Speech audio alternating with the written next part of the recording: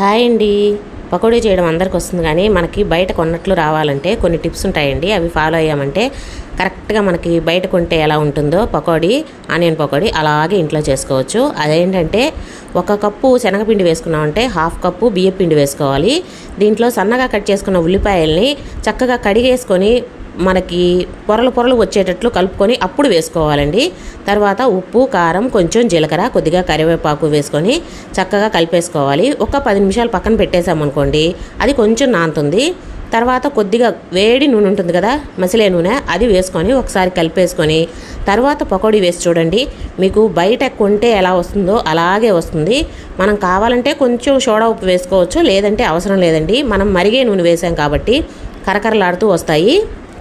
ఈసారి ఎప్పుడన్నా పకోడీ చేసేటప్పుడు ఇలా ట్రై చేసి చూడండి, చాలా బాగుంటుంది.